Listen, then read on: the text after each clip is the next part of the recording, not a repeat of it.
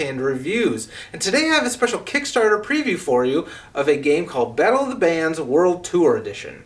In Battle of the Bands World Tour Edition, you are the founding member of a band, and what you're trying to do is build up your band to compete in gigs and eventually become the most famous band of them all.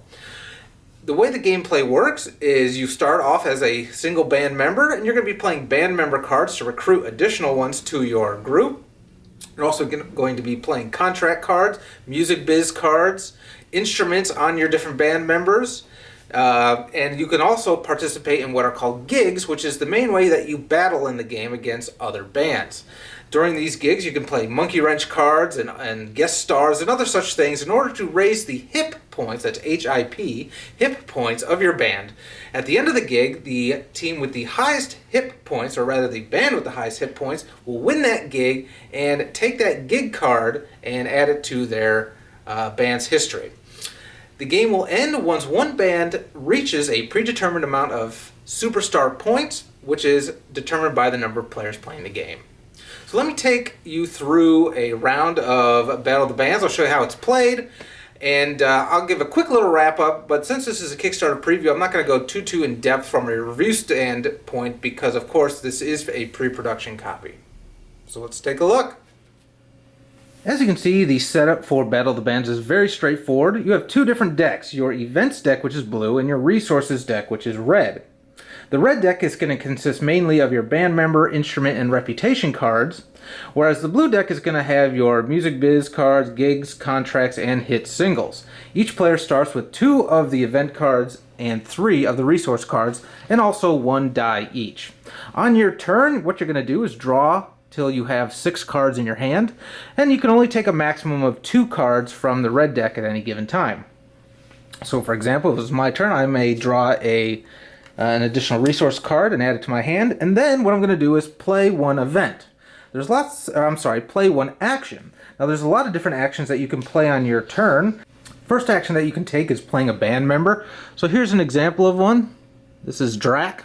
He's a band member who plays the wind instruments, as you can see next to the word band member, and it says Drac is worth 3 hit points when in an all gray band, and you can see by the background of his picture it is gray. He also has a lightning bolt symbol underneath him, which can provide special benefits that will come up on different cards throughout the game. Next thing that you can do is you can play an instrument. So for example, here we have the vibes, and it says 1 instrument per band member at any time, and this is a percussion type instrument. So as you can imagine, only 1 instrument may be played by each band member, and you can only have a maximum of 4 band members in your band. So Drac, you could assign him to play the vibes if you so chose. The next option that you have is to play, or rather attempt to play, a reputation card. So here you can see that the reputation cards have both a positive side, and if you flip it over, a negative side. And in order to play a reputation, you can play it on any player that you want, any band member. So that's why you would probably use the negative side on an opponent's band member. And what you're going to do is then roll a die. If that die is less than or equal to the total hit points of that band member, then the reputation is applied. So for example, we have Drac here. If we had Drac and he was playing the vibes, because I assigned that to him, or to him on a previous turn, he's worth a total of 4 hit points. So then, if I want to play this on him to increase him another 2 hit points, then I'm going to roll a die, and if that die roll is 4 or less, then I'll assign it to him, and he is now going to be worth 6 hit points during a gig round. Remember, only a band member may only have 1 instrument assigned to them, and only 1 reputation at any given time. The next action that you can play on your turn is a contract card. These are the green cards. It says, by playing this contract card on your band, you may begin playing a contract hit single on your next turn. So there's various cards that require you, in order to have a contract first, before you can play those cards, because those cards are going to give you your superstar points to win. Speaking of which, here's a hit single card. Now this particular hit single card is an internet hit single, which does not require a contract card or a signed gig card in play, but other hit single cards will. And this one also is going to provide you a benefit during gigs. But your guess is as good as mine of whether that's a 7 or a 1. But okay. Next, we have Music Biz cards that you can play. This particular one says choose any card from the discard pile and play it now. We have another one here that says choose a hit single card in play and put it into your band so you can steal from other players.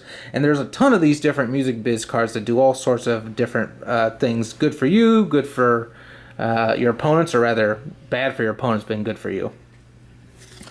Alright, and then finally we have the gig cards. Gigs are basically battles, like I mentioned earlier, where you're going to battle between the other bands, the namesake of the game, and the winner of the gig is going to receive the gig card that was just played that started the gig battle to begin with. So you can see this particular one called Nightclub says, by playing this card you start a gig round. Everybody plays, but only players with participating band members win this card. Only monkey wrenches, band members, and instruments may be played during a gig round. You can play this. You can play contract hit singles if you win this gig, and this is worth 1 superstar point, which you can tell by the star on the top left. So earlier I mentioned you have to have contracts in order to play a lot of the hit single cards, but this particular special type of gig counts as that, allowing you to play those cards that require contracts. And now here's another one here called Children's Party. It's going to say the same basic thing. It's worth 1 superstar point.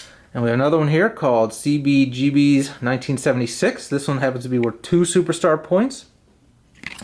The reason this says monkey wrenches, band members, and instruments may be played is during the gig round, what you're going to do is the player that threw the gig card first is going to start the gig by playing a card from their hand, or rather they have the option to play a card from their hand. One at a time, players are going to play a card from their hand onto their band until all players choose to pass. So for example, I may have Blondie in my band, and then let's say I had the Thermalin in my hand, so I'm going to play this onto Blondie, assuming she didn't already have an instrument. Now it's the other player's turn. Let's say he had X17 already in his band, and now he's going to play Johnny T. Johnny T is going to be a guest band member because he didn't play him during the main course of the game. He's playing him during a gig, which means he's just a guest star in the band. The nice thing about that is because you have a max limit of 4 band members during normal gameplay, during a gig, you do not have that limit. So you can play additional guest stars onto your band during the gig in order to ramp up the number of hit points that you have in order to attempt to win the gig. At the end of the gig, all these cards that you added to the gig that were temporary are going to be discarded. So now it's back to me, and I may have, say, another band member in my hand, so I'm going to play Kim, add her to my band. I now have a total of 1, 2, 3, 4, 5, 6 hit points. Now it's back to my opposing player. He's going to play an instrument, and he's going to play air guitar. So he's going to play the air guitar, say, onto X17. He now has 4, 5, 6 points. The reason that Johnny T here has a 1+ is it says he gets 1 additional hit point when he's assigned a stringed instrument.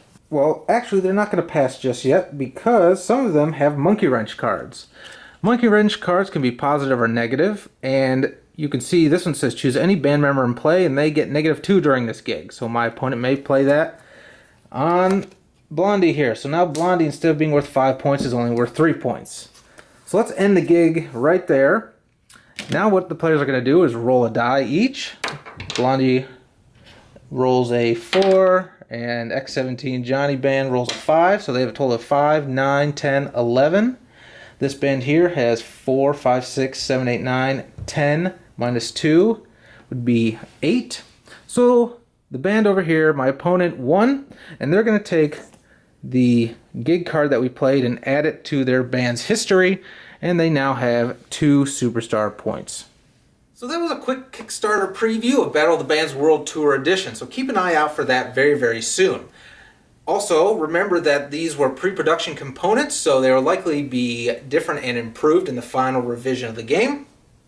I think this is a great game for families and people that like the music industry. I think it has a ton of potential, but being that this is more of a prototype, there were some hiccups that I saw while playing it, as well as some quality issues that I was assured by the designer that would be resolved for the final revision. The rules, I think, need a little bit of tweaking, a little bit of work. And of course, again, these are the pre-production rules, so I'm sure they will be tightened up in the future. But overall, this game, I had fun playing. I like the fact that it is very easy to pick up. The cards tell you more or less exactly when they need to be played, so there's a very, very low learning curve. And with a quick cheat sheet that the designer also created, it just gives you a bullet points of each of the actions that you can take on your turn, and it's very, very straightforward. I mean, all you're doing is you have band members, you're adding band members and instruments and contracts and reputation onto those band members or into your band, and then you're playing gigs and playing cards and try to increase your hit points during the gig, and then the most hit points wins the gig. You get your superstar points. The first to the superstar point goal wins. Very, very straightforward.